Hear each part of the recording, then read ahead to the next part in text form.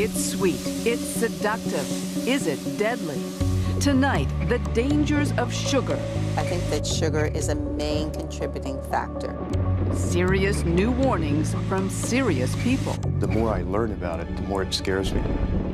Also tonight, what the sugar industry has tried to hide. Strategies that I thought the tobacco companies made up back in the 50s, actually some of those the sugar people had done even before that.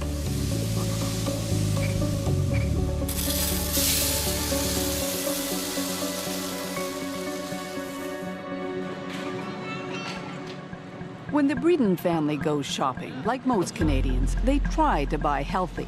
Let's go. But like most Canadians, they don't always succeed. They're busy. Meals have to be quick. And then there's keeping the kids happy. It's either Lucky Charms or the mini wheats chocolate. No, I want a Lucky ones. Okay, Lucky Charms? Okay. You want one that looks like half a moon? Or you want A lot of what they eat is processed. They assume it's nutritious, but they've never paid much attention to what's in the food they buy, have no idea how much sugar is hidden in it.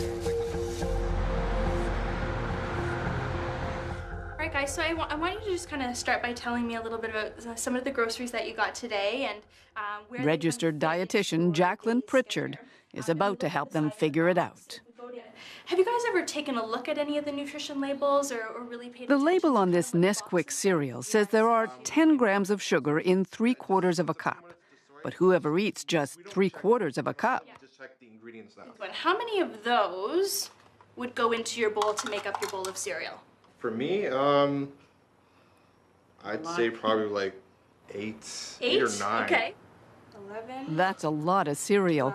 And as Jonathan Breeden is about to find out, an awful lot of added sugar. So in your serving of cereal, of about 8 of these servings, Yeah. you're looking at about 20 teaspoons of sugar added Yeah, of that's- non-nutritional value. That's a lot. Yeah. So let's start at the beginning. What do we mean when we say sugar? Well, whether it's the white stuff that you bake with or the brown stuff that you sprinkle on your oatmeal, whether it's honey, molasses, syrup, maybe the high fructose corn syrup you've heard of, there's a lot of that in things like pop. Chemically, it's all pretty much the same thing, and we do consume a lot. On average, in this country, 26 teaspoons of sugar per person per day. That's 40 kilos a year, the equivalent of 20 bags. It's what sweetens the products and spikes the profits of some of the most powerful and familiar companies in the world. The food industry is one of the biggest manufacturers in North America, nearly $1 trillion in sales every year. And it couldn't do it without sugar. Sugar is one of the essential basic ingredients used in 99% of the processed foods out there. Former industry executive Bruce Bradley has worked for some of North America's biggest food companies. It's something that can drive a lot of taste in the products and a lot of appeal for consumers. So it's one of the basic building blocks. And make no mistake, the amount of sugar in our food is no accident. The food industry goes to great lengths to figure out what makes us crave a product, the exact combination of ingredients it calls the bliss point. You know, everybody asks, what is the bliss point? Dr. Howard Moskowitz.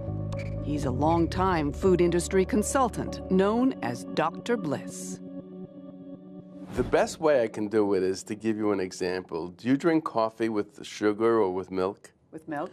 So if you add more and more milk, you like it more and more, up to a certain point where you like it the most. And then add a little bit more milk and you say, oh, it's too milky, and my gosh. And add a lot more milk and it's horrid. So it's Goldilocks. It's the middle, it's the best one. It's the level where you like that product the most. A Harvard-trained mathematician, Moskowitz uses models to test people's reactions to different versions of a product. Once he's found the bliss point, the product hits the shelves. From soda pop to spaghetti sauce, his magic makes money. Everybody wants to sell just a bit more. How do you get that immediate increase in acceptance? Those in the know realize you can add a little sugar. A little. The first thing to know is that 4 grams of sugar is 1 teaspoon. So with that in mind, let's look at some products. It's no surprise Coca-Cola has a lot of sugar. 40 grams a can, that's 10 teaspoons. But much of the sugar we eat is hidden in foods we don't necessarily think of as sweet. This oatmeal, 3 3/4 teaspoons of sugar a bowl. This vanilla-flavored yogurt, nearly 5 teaspoons in just half a cup. You can find sugar added to bread, soup, all kinds of condiments, hot dogs. This chicken dinner, labeled Healthy Choice, has 5.5 teaspoons of sugar in every serving. Is this the result? There's no question, as our consumption of sugars has grown, so have our bodies. Canada doesn't keep good statistics, so we've used American ones.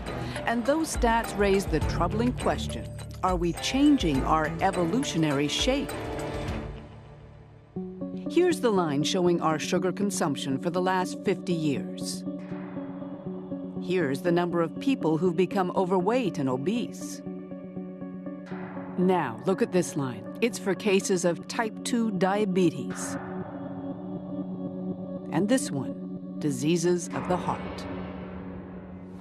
Back in the 80s and 90s, we used to blame a lot of those problems on dietary fat. But then we started taking fat out of our foods. Did the incidence of disease go down? No. So that got a lot of doctors and nutritionists asking why. The answer, according to an increasingly vocal group, is sugar. Which was worse, the sugar or the fat? The sugar 1,000 times over. Robert Lustig, doctor, author, medical professor, and one of the leaders of the anti-sugar campaign.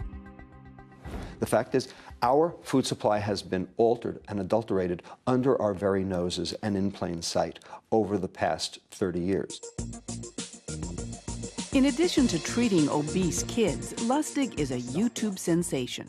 His lecture on sugar has been seen by nearly 4 million people around the world, and he doesn't pull his punches. The fat's going down, the sugar is going up, and we're all getting sick. You use words. You use poison. You use toxic. Certainly I use those words, and I mean them. This is not hyperbole. This is the real deal. Everyone thinks that the bad effects of sugar are because sugar has empty calories. What I'm saying is, no, actually, there are lots of things that do have empty calories that are not necessarily poisons. Poisonous, he says, because of what too much sugar does in our body. So let's take a look at that. Sugar is made up of 2 molecules, one called glucose, here in blue, the other fructose, in red. When they separate in our gut, the glucose circulates throughout our body, feeding our muscles and our brain. But the fructose goes right to our liver, and it's in the liver where all kinds of problems begin. When you metabolize fructose in excess, your liver has no choice but to turn that energy into liver fat. And that liver fat then causes all of the downstream metabolic diseases. We'll tell you more about those diseases in a moment. But first, let's talk about your brain. Too much fructose, says Lustig, shuts down the part of your brain that tells you when you're full. It doesn't get registered by the brain as you're having eaten. So if you take a kid and prep him with a soft drink and then let him loose at the fast food restaurant, does he eat less or does he eat more? Turns out he eats more. I think there's a long way to go before the literature is sorted out. Phyllis Tanaka speaks for the biggest food companies in Canada.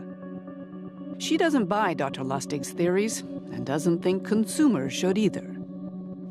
I think it's more important that we step back and look at how do we look for ways to educate and help consumers fit sugar into a healthy dietary pattern. But the industry sure doesn't make it easy. Look at this breakfast bar. There's sugar near the top of the ingredient list, but there's 4 more sweeteners. Would you know that chemically they're all the same? Then there's this tomato soup. Who knew it would have added sugars too? How is a consumer supposed to know that healthy old tomato soup has 3.5 teaspoons of sugar in a cup? Well, how did you figure it out? By the nutrition facts table.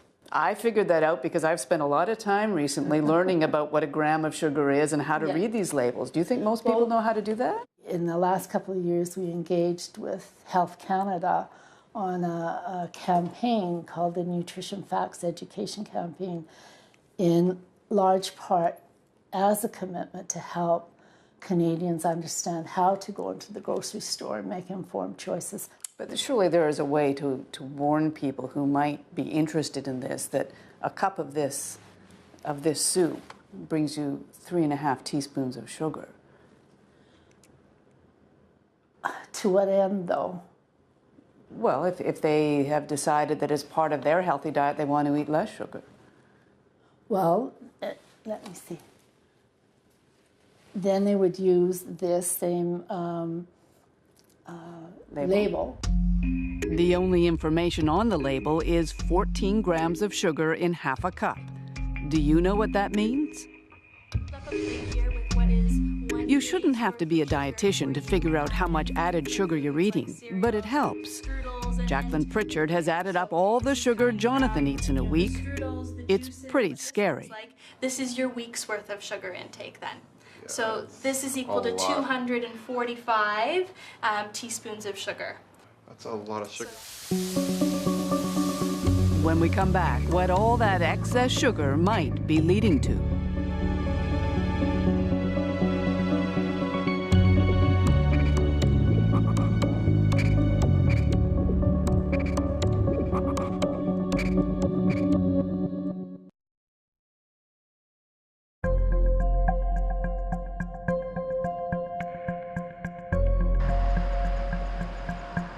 At 2 grams of sugar. For that.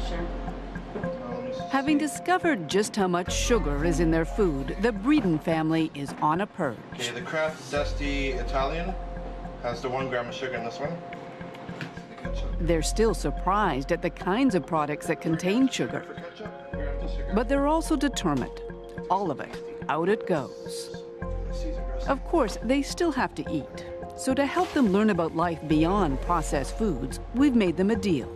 For 3 weeks, we'll provide all of their meals professionally made without any added sugar. They'll stick to the diet and submit to medical tests. Lucky Charms ain't so lucky anymore.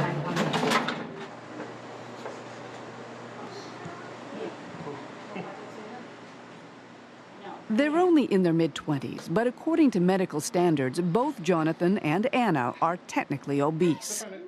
5-year-old Ruby is hovering on the edge. We started our experiment by having their blood tested and analyzed by obesity specialist Dr. Dan Flanders. The family, he says, is heading for trouble. Looking at these results, I would say that I'm very concerned. Quite frankly, if they don't make meaningful change to their lifestyle relatively soon, there's a higher chance that they're heading for a life of lousy quality of life and early death. Like most of us getting fatter and sicker, the Breedens might be forgiven their nutritional ignorance. But the food industry has known and discussed links between processed food and disease for decades.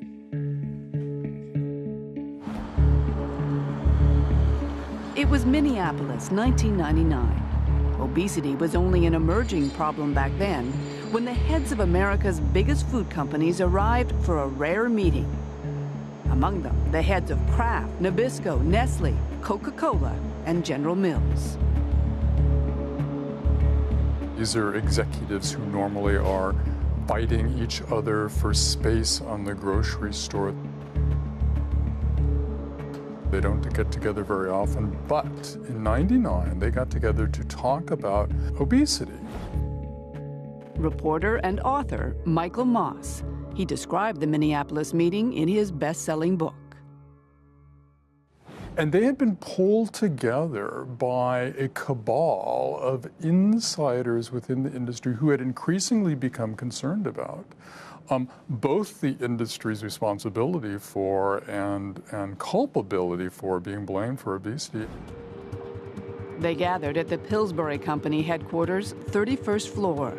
The message they got was uncompromising. And it was delivered by two of their own. Michael Mudd, a top executive at Kraft, and Jim Hill, a leading nutrition researcher. In a slide presentation obtained by the Fifth Estate, the two men gave it to the bosses straight. A national epidemic. There were too many warnings, Mudd told them, before drawing a parallel designed to make them uncomfortable. Tobacco companies had recently settled a massive lawsuit in face of evidence their product caused disease. Did the food industry, he asked, want to be next? If anyone in the food industry ever doubted there was a slippery slope out there, I imagine they're beginning to experience a distinct sliding sensation right about now. Graphics drove home the point. Maps showing obesity rates rising and spreading across the country like a rash. What are the health implications of all this? Studies show that obese individuals are at a higher risk of developing chronic diseases such as diabetes, heart disease, hypertension, and cancer.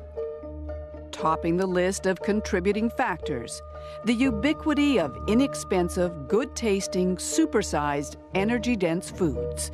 In other words, the very foods the CEOs were in charge of selling. The two men were hoping for money to study the link between food and obesity.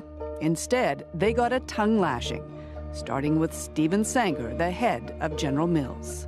He was rather furious at Mudd for bringing this to them and blaming them for this. And his defense was, look, we already offer consumers a choice. If they want low-fat this or low-sugar that, we have those products in the grocery store. We feel we're already being responsible both to consumers from a health perspective, but also to Wall Street.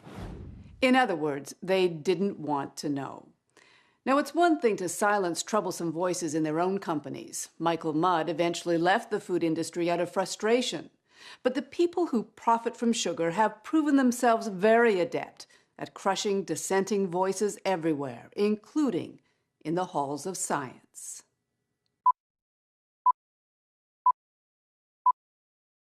In front of us, day by day, are increasingly more and more very tempting foods. His name was John Yudkin, a British nutritionist who in 1972 wrote a book the sugar industry did not like. Pure White and Deadly was a culmination of decades of research, according to his son Michael, that led Yudkin to what were then controversial conclusions. He started to wonder late in the 1950s whether sugar might be a culprit in the increase in heart disease. More significant than fat, which was the prevailing opinion at the time. More significant than fat, certainly more significant than fat, but that sugar was also involved in a number of other undesirable conditions, particularly diabetes and obesity. That thesis soon put Yudkin in direct conflict with Big Sugar's biggest apologist, this man, American nutritionist Ancel Keys. Keys would later be exposed as having been funded by the industry, but not before he helped destroy John Yudkin's reputation. And as early as the 1950s, he had started producing publications suggesting that dietary fat was a problem. Award-winning science writer and author Gary Taubes. Keys successfully managed to taint Yudkin with this smell of quackery, and from then on in, anyone else for the next 20, 30 years who did research on sugar was accused of being just like Yudkin. There was a systematic campaign to discredit or ignore his work. Because of the actions of the sugar industry in the 70s, virtually no research was funded. You know, this idea that if you study sugar, you're just like Yudkin and he was a quack. But that's remarkable. I mean, what you're saying, scientific investigation into the link between sugar and disease ground to a halt? It ground to a halt. When we return, the science is back. What happens when you take healthy students and feed them too much sugar?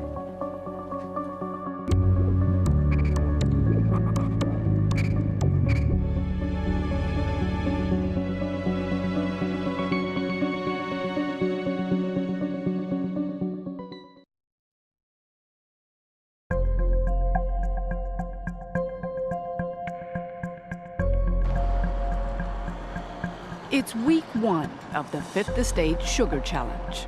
Just looking at recipes that actually help reduce the sugar in your diets. And the Breedens are getting a cooking lesson. Chef James Smith is teaching that real food, all the fruits and vegetables and grains of a healthy diet, can also be fast and delicious without any added sugar at all. They use specific ingredients that will change up and lower the sugar and lower the processed foods in your diet. And that may prove a good thing, because after decades of silence, there's new scientific research linking sugar to all kinds of chronic disease.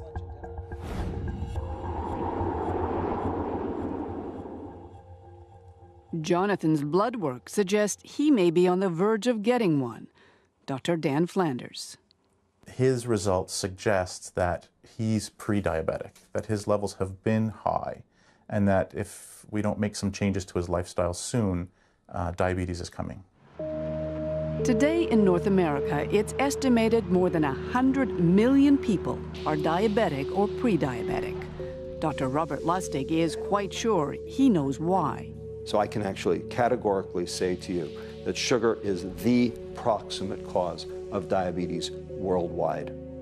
And we have hard and fast data to show that. His data come from his own study, done over a decade, comparing diabetes rates in 175 countries with people's diets. And we ask the question, when you adjust for all of the factors that we know are relevant, what about the food supply predicts diabetes rates worldwide? Answer, sugar, and only sugar. These studies are generally considered a very weak level of evidence. A lot of other things have happened at the same time. Toronto researcher Dr. John Sievenpiper. He argues Lustig's methodology is seriously flawed. Methodologists would tell you there's a lot of potential bias. And I could give you one example. Over the same time as sugar has gone up, so has bottled water. But there's no real biological plausibility in the link between bottled water and overweight and obesity. So it's not, I don't think, a sound finding. But we have to be careful in putting too much of the biological plausibility and wanting to believe patterns that we see. His point is it's hard to know what causes disease, and ethically you can't induce it to find out. But you can test for markers, warning signs that disease may be coming. And that's what they're doing here at the University of California at Davis.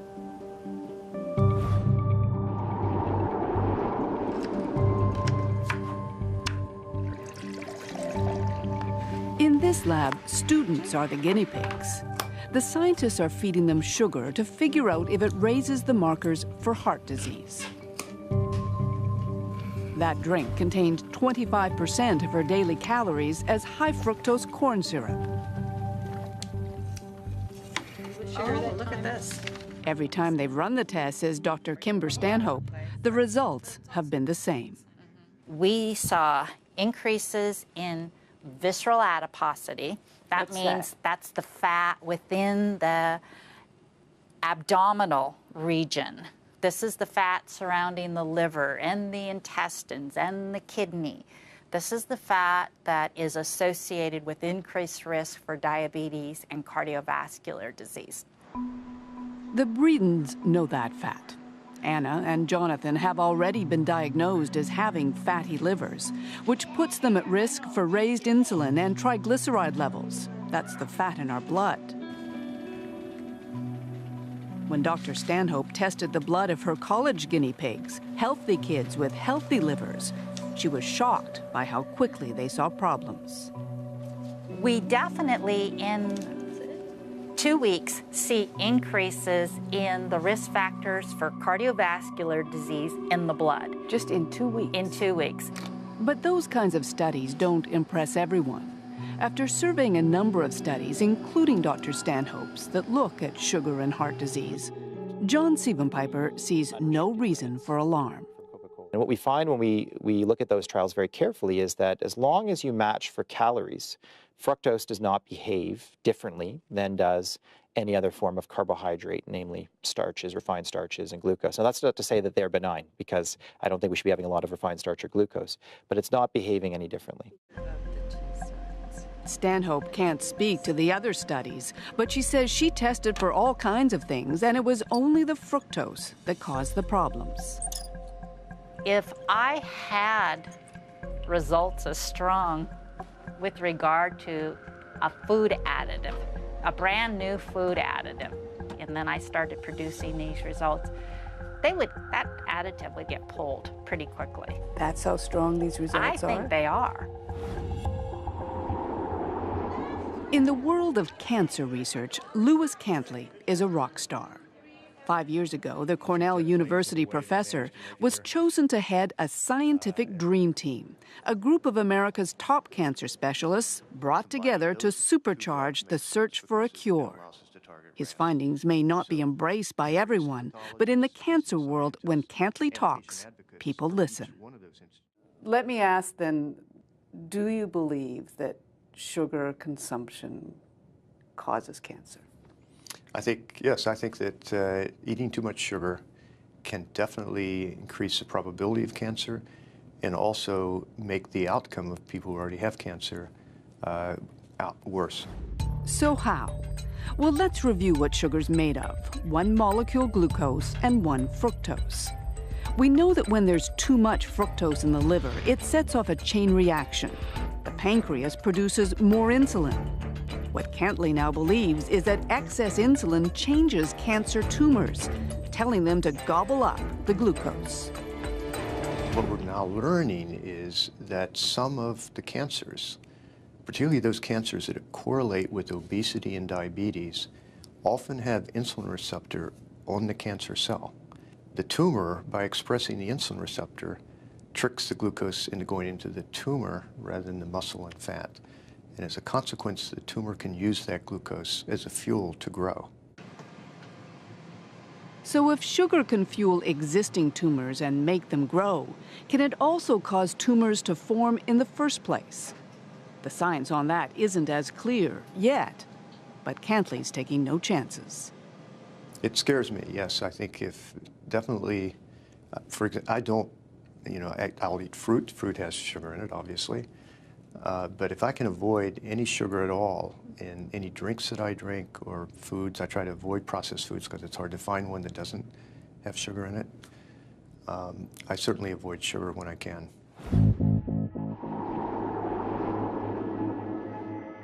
One of the criticisms of the anti-sugar scientists is that too much of their evidence comes from animals, not humans.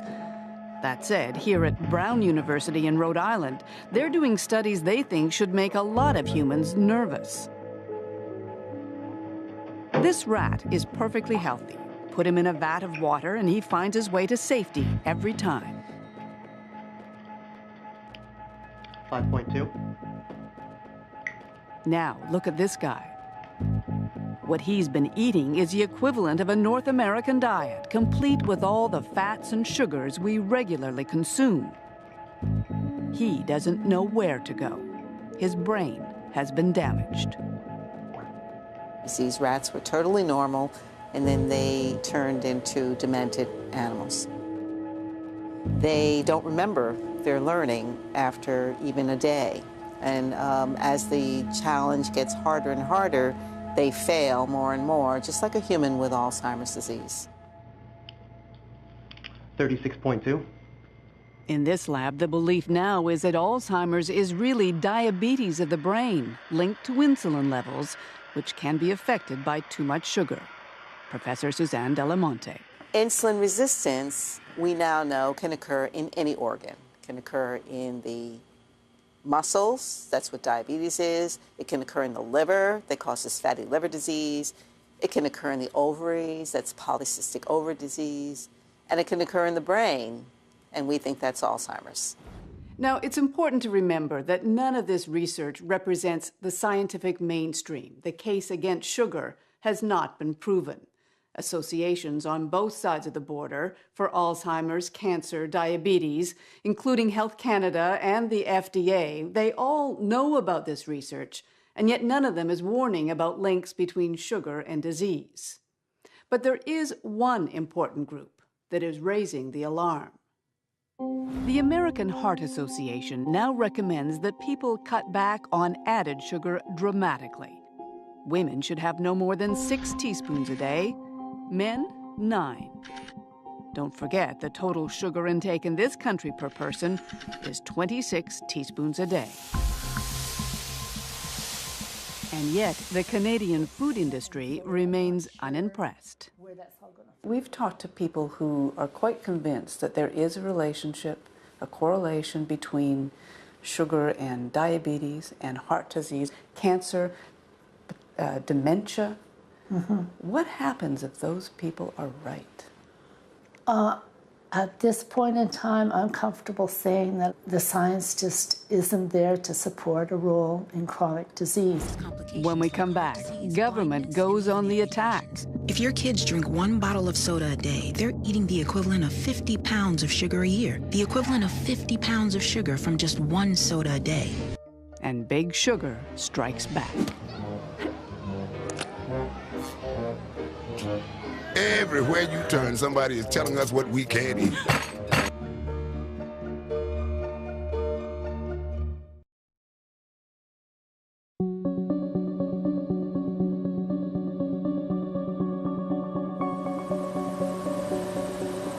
Worldwide, there are few industries more powerful than the processed food industry, or the sugar industry that feeds it. And yet, for all their power, we know remarkably little about how they work. Kristen Cousins is determined to change that. As a community care dentist in Colorado, she'd always been interested in sugar. But it wasn't until she unearthed a stash of documents from a sugar company that had gone out of business that she got a peek into a very secretive world. The first folder that I pulled out opened up to a memo, the blue letterhead of the Sugar Association, and it had the word confidential underneath the letterhead. And I just looked at that and oh my God, what have I found? What she'd found was a directive from the 70s, a memo to industry executives about a newly published scientific white paper, a paper that concluded sugar was not only safe, but important. It was clear after reading further that the Sugar Association had funded this white paper called Sugar in the Diet of Man, and they were trying to make it appear that it was an independent study. Among the more than 1,500 pages she uncovered, there were some Canadian ones too. An account of a sugar industry meeting in the 70s in Montreal that included frank talk about heart disease. The greatest threat to sugar consumption is in the field of nutrition, it says, more particularly in view of comments that have been recently made on the influence of sugar in atherosclerosis. So they were worried. They were worried as far back as 1971. What does that say to you? They've known for a long time. So I took this paper and crossed out where it said tobacco and put in sugar and looked to see if I could find similar tactics that the sugar industry was using. Today, Cousins is pursuing her research at the University of California in San Francisco. And she's doing it under the tutelage of someone to whom it all sounds familiar. The amazing thing I learned from her was the strategies that I thought the tobacco companies made up back in the 50s. Actually, some of those the sugar people had done even before that. Well, now we have 83 million pages of industry documents that's on the internet. We don't bother. Stan Glantz is famous in litigation circles as a man who first publicized secret tobacco industry documents that proved cigarette companies knew their product was dangerous. In the new sugar documents, he sees lots of parallels. to make it more organized. Well, one parallel is just trying to undermine science. Another one is working to try to attack and intimidate scientists and others who are coming up with results that these big corporate interests don't like. Another one is trying to subvert sensible regulation. The sugar industry has decades of practice in that. In 2003, the World Health Organization in Geneva was looking at a resolution recommending people reduce their sugar intake to just 10% of what they eat. It had broad appeal among health experts, but then the industry weighed in.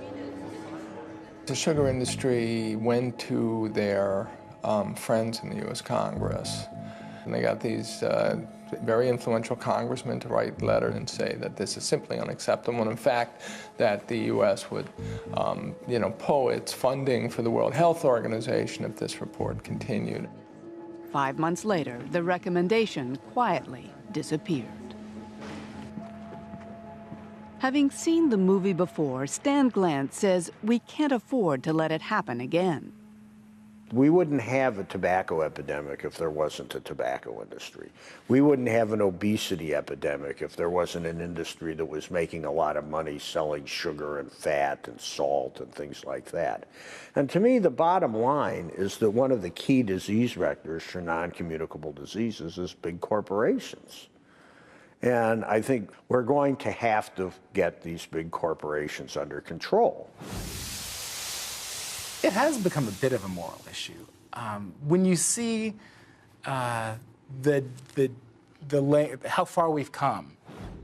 Bruce Bradley, who used to help run a number of those corporations, agrees. This isn't a blip. This isn't a minor, we just need a minor course correction. We're on a completely wrong trajectory with our health. What's the answer then? I think the honest answer is that we need government to step in and to become an advocate for consumers. But sugary drinks are a big reason for. But look what's happened when governments have tried.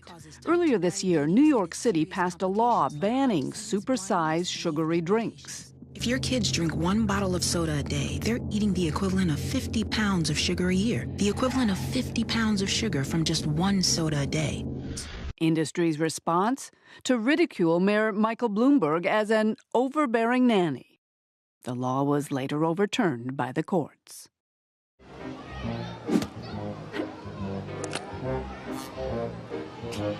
Everywhere you turn, somebody is telling us what we can't eat. But advocates keep on trying. 2 weeks ago in Washington, congressmen calling on the government to help consumers by demanding better labels. At the very least, recommending a daily limit for how much sugar is safe. In Canada and the U.S., those limits exist for other ingredients like fat and sodium. Manufacturers must say what percentage of the recommended daily limit their product contains. But next to sugar, nothing.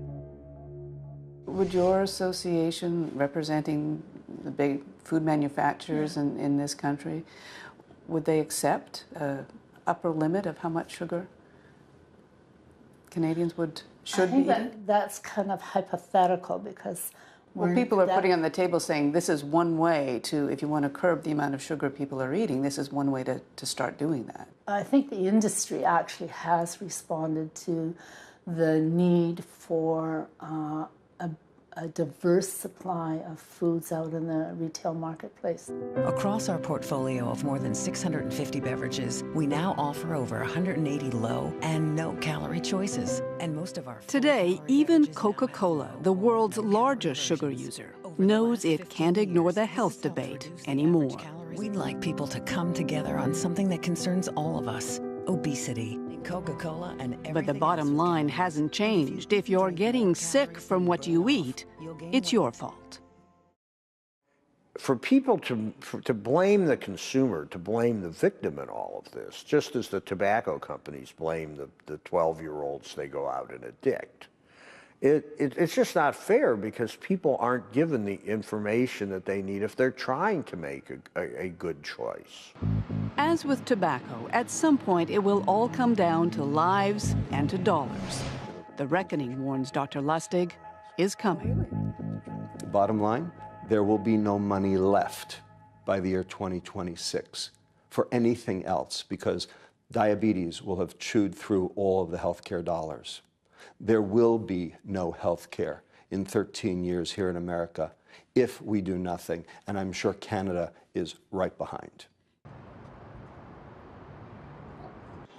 For 3 weeks, the Bredens have been eating the food we've supplied.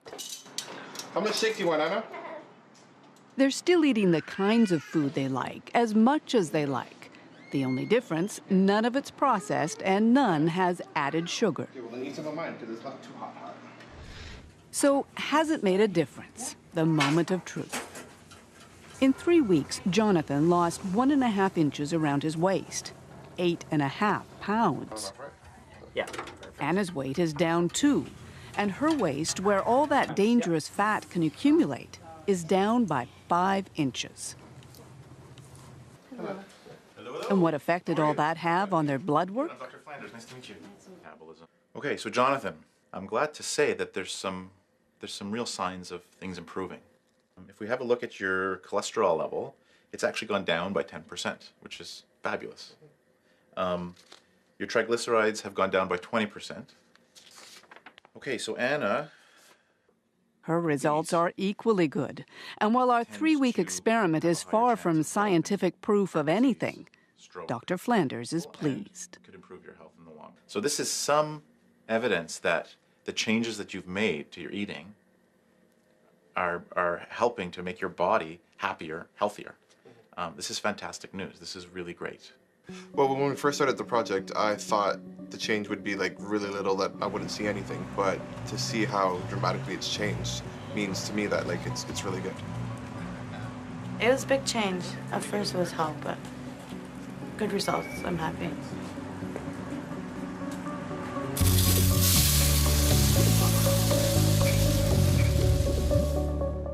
So we're guessing you've got a lot of questions about now. If our program's whetted your appetite to learn more about sugar, you should go to our special web feature. You can find all kinds of information about what sugar does in your body, for instance, even that low-sugar diet our family was on. You can find it all at cbc.ca/fifth. But for now, stay with us. The Fifth Estate will return.